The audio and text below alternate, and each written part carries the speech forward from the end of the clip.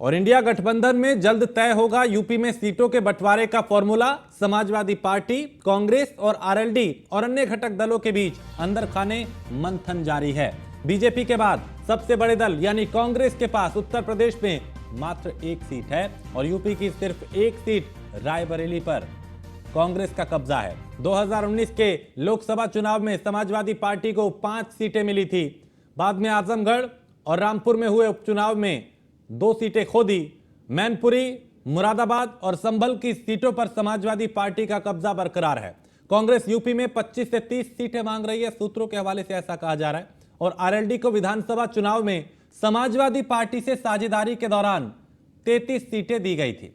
इसी आधार पर आरएलडी को लोकसभा चुनाव में 4 से 5 सीटें दी जा सकती हैं और करीब 50 सीटों पर समाजवादी पार्टी तो 5 से 10 सीटें सहयोगी दलों के लिए छोड़ी जा सकती हैं।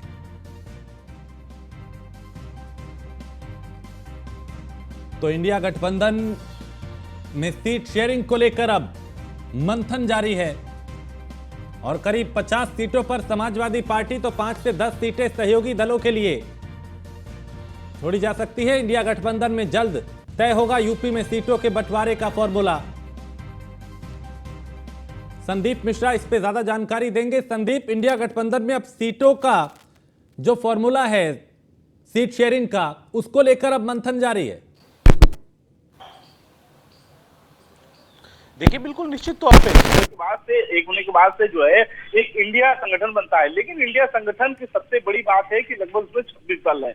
यानी कि साथ है कि इंडिया संगठन के जो दल है उनमें 26 दल है, लेकिन वहां तक पहुंचने का रास्ता जो है वो उत्तर प्रदेश से होकर गुजरता है। यानी कि 80 लोकसभा की सीटें हैं और लोकसभा की सीटों को लेकर के लगातार उस पर मंथन किया जा रहा है। लेकिन समाजवादी पार्टी की अगर हम बात करते हैं तो उत्तर प्रदेश में सबसे अहम प्रबल विपक्षीय पार्टी मानी जाती है। यानी कि साथ है कि जो सीटों का बंटवारा होगा, सीटों का जो मंथन होगा, उन सीटों के मंथन को लेकर के अब चर्चाएं तेज होने लगी हैं। यानी कि 40 से 50 सीटें जो है वो समाजवादी पार्टी के खेमे में जाएंगी। इसके साथ ही साथ कांग्रेस की अगर बात करते हैं तो 20 से 25 सीटें जो है वो कांग्रेस के खेमे में जाने के हैं। इसके साथ ही साथ जो अब तक विधानसभा के चुनाव में आरएलडी ने सहयोग किया था समाजवादी पार्टी का, उनकी बात करते हैं तो 8 से 10 सीटें वहां जा सकती हैं। लेकिन सबसे बड़ी बात यह है कि जो अन्य दल हैं उन दलों को कितनी सीटें मिलेंगी, ये सबसे अहम बात होने वाली है। क्योंकि जिस तरीके से इस बार महागठबंधन तैयार हुआ है इंडिया के नाम से और उस गठबंधन में सभी दल 26 दल हैं और उत्तर प्रदेश की अगर बात करते हैं जो समाजवादी पार्टी के सहयोगी दल हैं वो दल भी शामिल है। इसके साथ ही साथ अगर बात करते हैं तो कांग्रेस जो कि बड़ी विपक्ष की भूमिका निभा रहा है, अगर उस दल की अगर बात करते हैं तो बहुत से दल मिला करके अब एक बड़ा संगठन बनता है, बड़ा दल बनता है। उसके बाद से अब लेकिन उत्तर प्रदेश की सीटों की बात करती है, सीटों में 80 सीटें हैं, बहुत महत्वपूर्ण सीटें हैं। उत्तर प्रदेश से ही दिल्ली का रास्ता तय होता है, तो ये भी माना जा रहा है कि उत्तर प्रदेश की सीटों का जो बंटवारा होगा वो किस कदर होना चाहिए, उसको लेकर के अब मंथन तेज होने लगा है। जी। और संदीप, इन सबके बीच बड़ी बात यह कि कांग्रेस अपने लिए सूत्र बता रहे हैं कि 25 से 30 सीटों की मांग कर रही है। देखिए, बिल्कुल निश्चित तौर पे कांग्रेस की अगर हम बात करते हैं तो कांग्रेस अब तक जो है उत्तर प्रदेश में अपनी जमीन तलाशने में लगी है।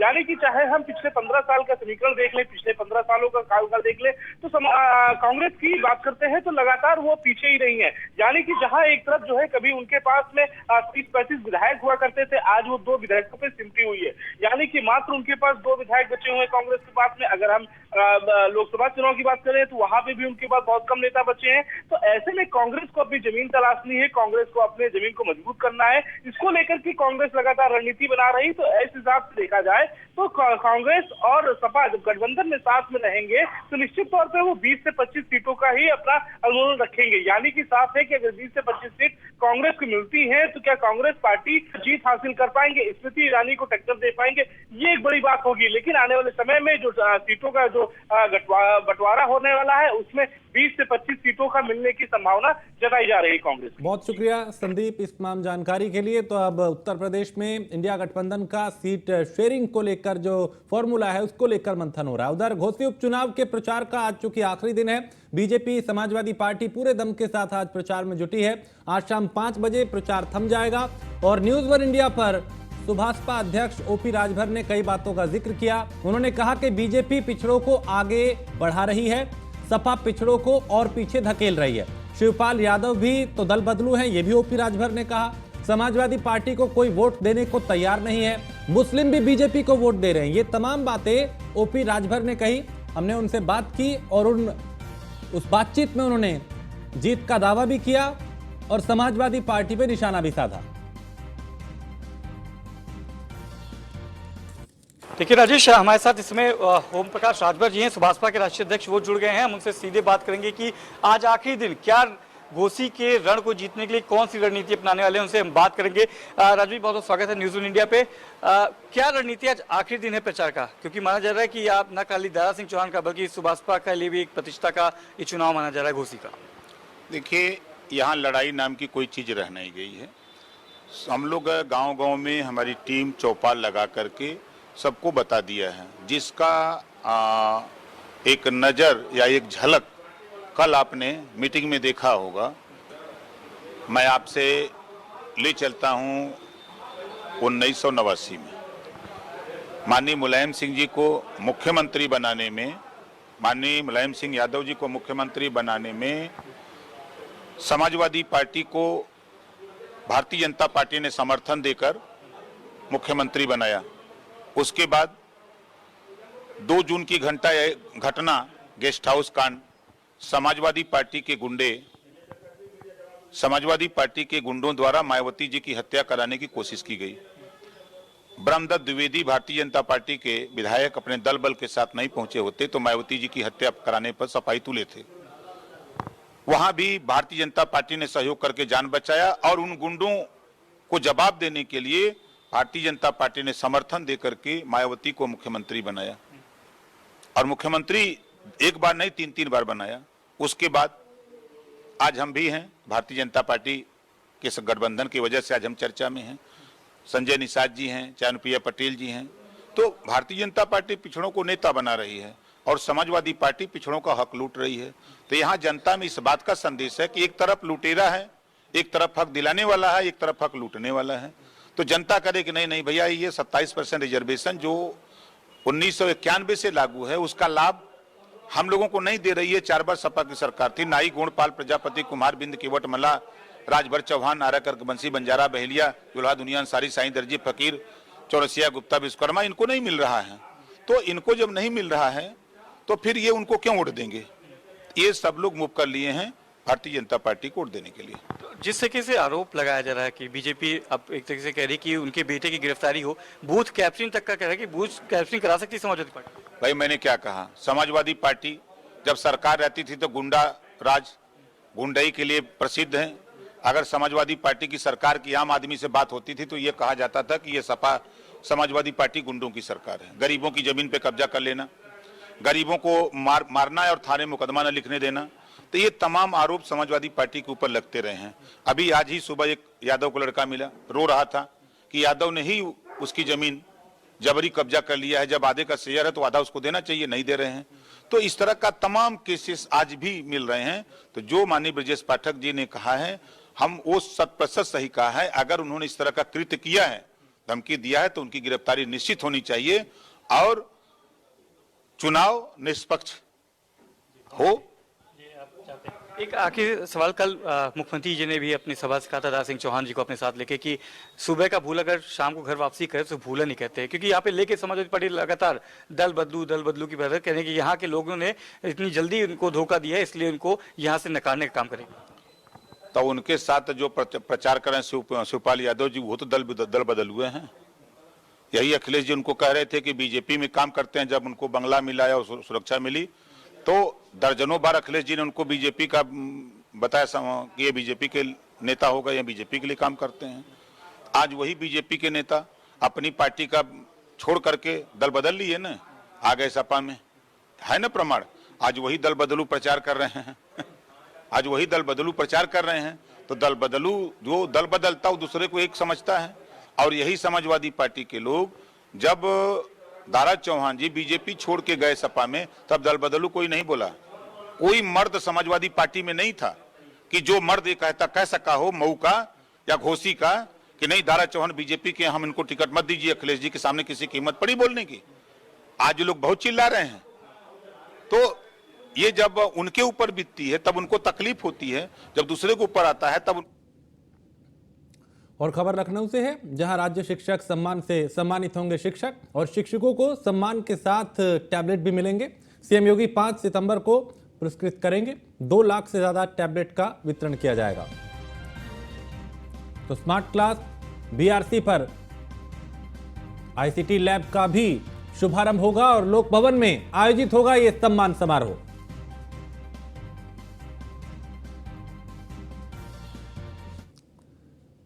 खबर लखनऊ से है, जहां यूपीपीसीएल प्रबंधन विद्युत कर्मचारी संघ की बैठक कल है। 124 कर्मचारियों का निलंबन वापस हो सकता है। मार्च में विद्युत कर्मचारियों पर कार्रवाई हुई थी।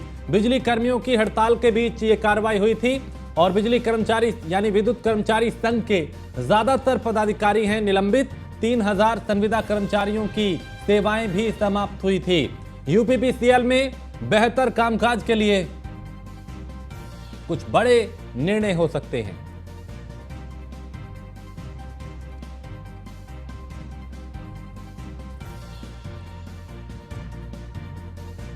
तो 3000 संविदा कर्मियों की सेवाएं भी समाप्त कर दी गई थी। यूपीपीसीएल में बेहतर कामकाज के लिए ठोस निर्णय भी हो सकते हैं। तो कल विद्युत कर्मचारी संघ की बैठक है। 124 कर्मचारियों का निलंबन वापिस हो सकता है। एसके वाजपेयी इस पे ज्यादा जानकारी देंगे। एसके वाजपेयी, कल बैठक है, क्या 124 कर्मचारियों का निलंबन वापिस हो सकता है? बिल्कुल निश्चित तौर पर, क्योंकि हम देखें तो मार्च में विद्युत कर्मचारियों ने हड़ताल की थी। हालांकि तो हड़ताल के दौरान 124 विद्युत कर्मचारी ऐसे थे जिनका निलंबन किया गया था। साथ ही साथ 3000 संविदा कर्मी ऐसे थे जिनकी सेवाएं समाप्त कर दी थी। पूरे मामले को लेकर उत्तर प्रदेश पावर कॉर्पोरेशन और साथ ही साथ ऊर्जा मंत्री के बीच में बैठक हुई थी, जिसके बाद हड़ताल खत्म हो गई थी। लेकिन मंत्री के आश्वासन के बावजूद यूपीपीसीएल कॉर्पोरेशन चेयरमैन की तरफ से ये कार्रवाइयां वापस नहीं ली गई थी।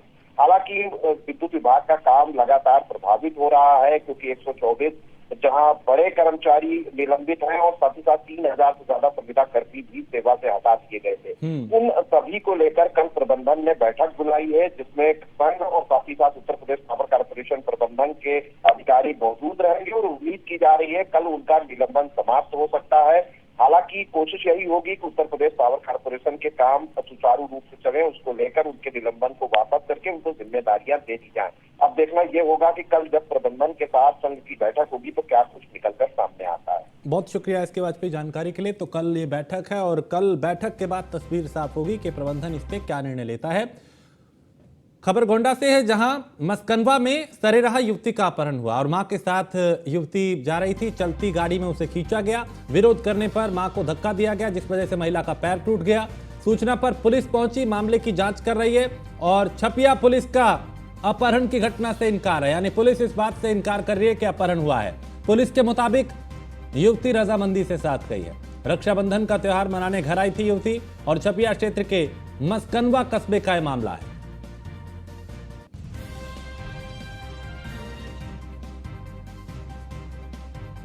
तो रक्षाबंधन का त्योहार मनाने के लिए यह युवती घर आई थी और छपिया क्षेत्र के मस्कनवा कस्बे का यह मामला, जहां पुलिस अपहरण के मामले को नकार रही है, जबकि मां का आरोप है कि युवती का अपहरण हुआ है और युवती की मां को धक्का दिया गया और उसी दौरान उनका पैर भी टूट गया।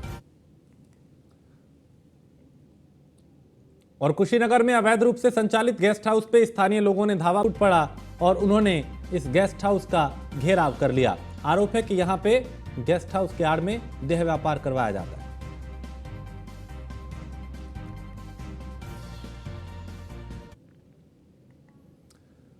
उधर शामली के प्रतापनगर में खेत पर सो रहे एक किसान की हत्या कर दी गई। किसान का शव उसके खेत में बरामद हुआ। सूचना पर पुलिस मौके पर पहुंची। पुलिस ने शव को कब्जे में लेकर पोस्टमार्टम के लिए भेजा है और मामले की जांच की जा रही है। मौके पर पहुंची पुलिस ने आसपास के लोगों से भी पूछताछ की और बताया जा रहा है कि किसान पिछले करीब 3 साल से अपने खेत पर ही रहता था।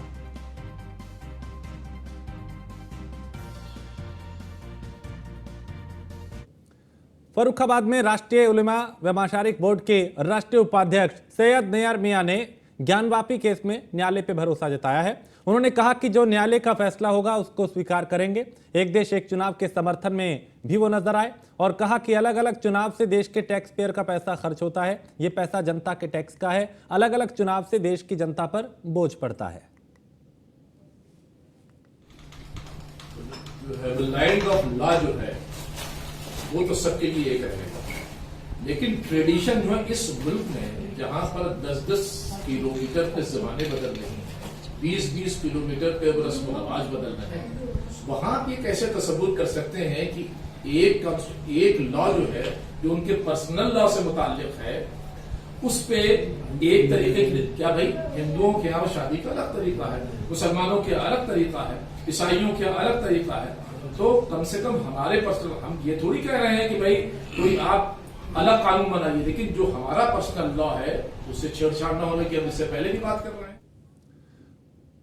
और मध्य प्रदेश के मुख्यमंत्री शिवराज सिंह चौहान ने ट्वीट कर लिखा कि मध्य प्रदेश में आज बहनें सशक्त और समृद्ध हैं तथा स्वाभिमान से जीवन जी रही हैं। जन कल्याण की अनेक योजनाओं से बहनों के जीवन में खुशियों का उजियार आया है। आज बड़नगर जिला उज्जैन में आयोजित लाडली बहना सम्मेलन में सहभागिता कर बहनों से संवाद किया व विभिन्न योजनाओं के हितग्राहियों को हित लाभ वितरित किया। साथ ही लिखा कि 31 अगस्त तक 1 किलोवाट तक के जिन गरीब भाई बहनों के बढ़े हुए बिजली के बिल आए हैं वो बढ़े हुए बिल मैं भरवाऊंगा। जगह में जाता था, बहन कहती थी भैया बिजली के बिल बड़े बड़े आ गए, हम तो मर गए, 5,000, 6,000, 8,000। बोलो सही बात है कि नहीं?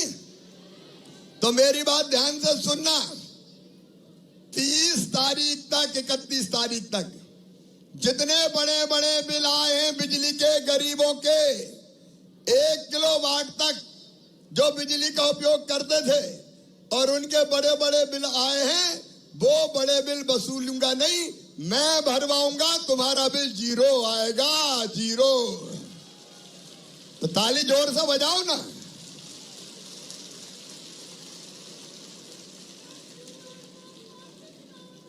एक किलोवाट तक जो गरीब उपयोग करता है और उसके बाद हर महीना 100 रुपया आएगा। 100 रुपया तो दे दोगे? अरे 100 तो दे दोगे? एक बात और, अभी इस बार कई दिनों से बारिश नहीं हुई।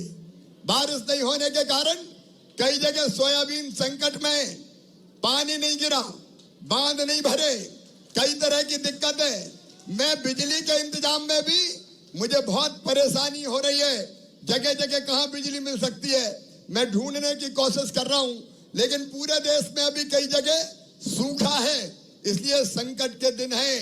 लेकिन किसान भाइयों चिंता मत करना, कोई संकट आया तो उसके पार निकाल कर मैं ले जाऊं। हरियाणा के सीएम मनोहर लाल ने मुख्यमंत्री अंत्योदय परिवार उत्थान योजना के लाभार्थियों के साथ विशेष चर्चा की। मनोहर लाल फरीदाबाद से सीएम के विशेष चर्चा कार्यक्रम के अंतर्गत ऑडियो कॉन्फ्रेंसिंग के माध्यम से मुख्यमंत्री अंत्योदय परिवार उत्थान योजना के लाभार्थियों से सीधा संवाद उन्होंने किया। इस दौरान उन्होंने कहा कि इस योजना के लाभार्थियों से उन्होंने 28 जनवरी 2023 को भी बात की थी और तब से अब तक इस योजना के तहत लाभ प्राप्त करने वाले लाभार्थियों की संख्या में वृद्धि हुई है। आज मुझे आपसे बात करते हुए बहुत खुशी हो रही है। वैसे तो जिस वर्ग से आज मैं बात कर रहा हूं, इनसे मैंने जनवरी के इसी वर्ष के महीने में 28 तारीख को बात की थी। उस समय लगभग 9,000 साथी मेरे साथ जुड़े थे। आज उसी क्रम में उसी वर्ग के साथ 6 महीने बाद मैं बात कर रहा हूं और मुझे खुशी है कि इन 6 महीनों में इस श्रेणी में जिनसे आज मैं बात कर रहा हूं, इसमें लगभग 40,000 लोग और जुड़ चुके हैं। आज आपसे बात करते हुए मैं खुशी का इजहार इसलिए कर रहा हूं कि हमेशा जब भी कोई सरकार काम करती है तो उसको कभी सरकारी योजना कहा जाता है, कभी व्यवस्था में परिवर्तन की बात कहा जाता है, कभी अपने दायित्व की बात कही जाती है। मैं आज इन सब चीजों को मिला करके एक ऐसा विषय आपके सामने रख रहा हूं जिसमें मुझे लगता है ये काम बहुत पुण्य का काम है और इस पुण्य के काम को करते हुए मुझे भी बहुत खुशी हो रही है। हमेशा समाज के अंदर आर्थिक दृष्टि से देखा जाए तो कई वर्ग रहते हैं और एक वर्ग ऐसा है जो किन्हीं भी कारणों से अपनी आर्थिक स्थिति को शायद सुधार नहीं पाया, पीछे रह गया। कारण कोई भी हो सकता है, लेकिन जो हमारी गरीबी है हमें समाज जीवन के मुख्य भाग में चलने के लिए कई बार बहुत परेशान करती है कई बार ये बाधाएं हमारे जीवन में संकट भी लाती हैं।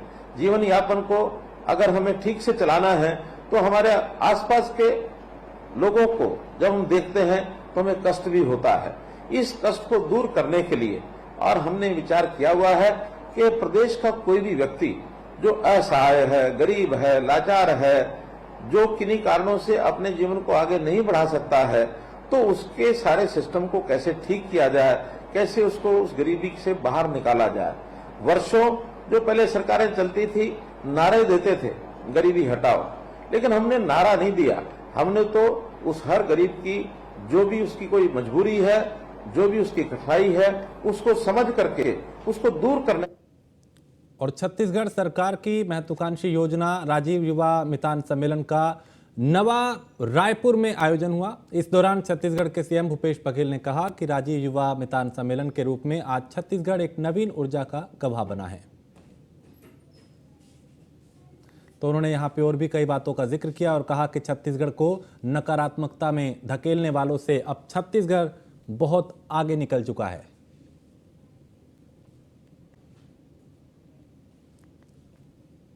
हमारी शैलजा जी, आदरणीय दीपक बैज जी, आदरणीय टी.एस. सिंहदेव जी, आदरणीय ताम्रध्वज साहू जी, आदरणीय उमेश पटेल जी, मेरे मंत्रिमंडल के सभी साथीगण, सभी हमारे विधायक साथीगण, निगम मंडल के सभी अध्यक्ष और पदाधिकारीगण, साथ ही हमारे राष्ट्रीय सचिव और प्रदेश कार्यकारिणी के सब सदस्यगण, सभी उपस्थित हमारे हजारों 13,242 राजीव युवा मितान क्लब के साथियों को मेरा जय जोहार, जय जोहार।